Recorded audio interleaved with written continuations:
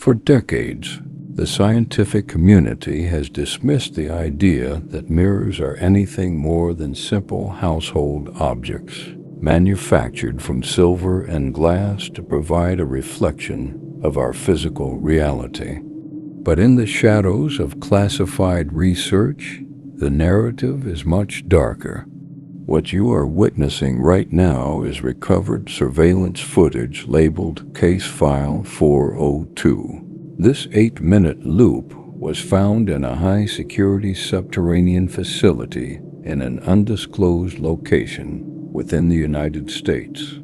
We don't have a name for the man in the frame, but the facility logs indicate he had been standing before this mirror for over 12 hours without blinking. Look at his posture. To him, this is a moment of deep, perhaps accidental, self-reflection. He believes he is completely alone in that room, shielded by reinforced concrete and a solid, impenetrable glass barrier. But if you look at the microscopic hairline cracks forming around the edges of the frame, you'll start to realize that something is breathing on the other side. This isn't just a reflection anymore. It's a doorway that has been left slightly ajar. We are witnessing the first phase of a documented reality shift, and as the clock ticks, there is no turning back. Keep your eyes fixed on the center of the frame.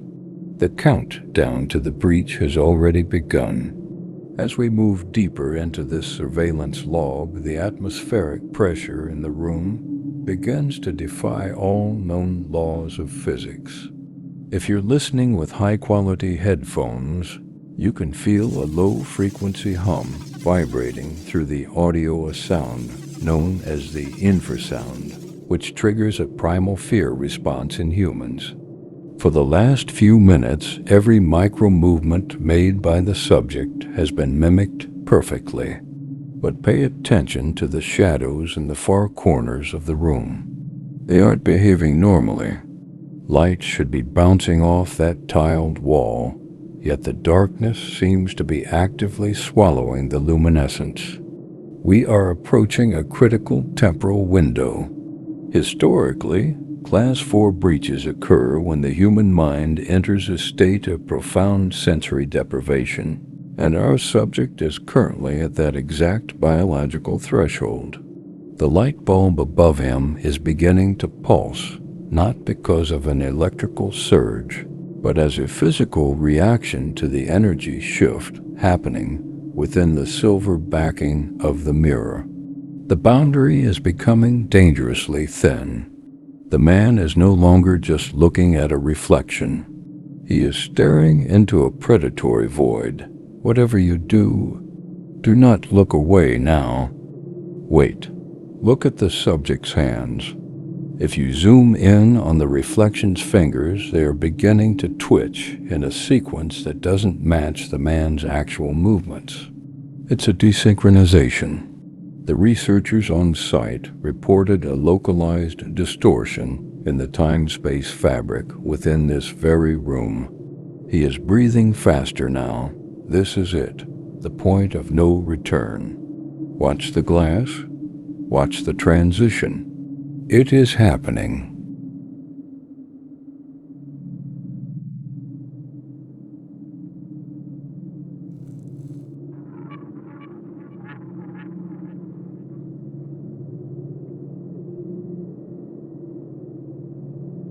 The breach is finalized.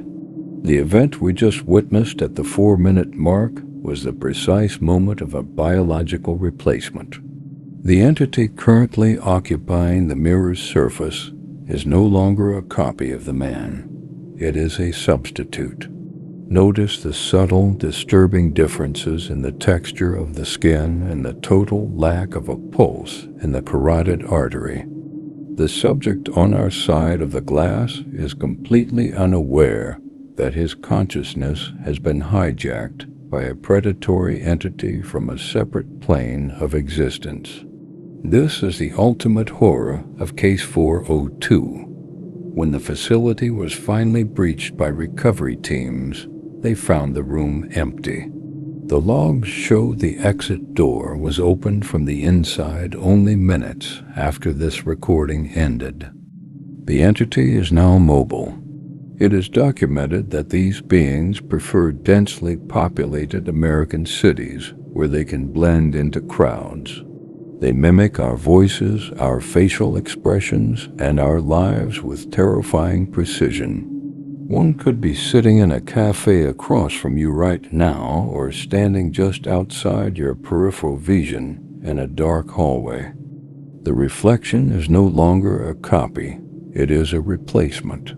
And once it's in, it never leaves.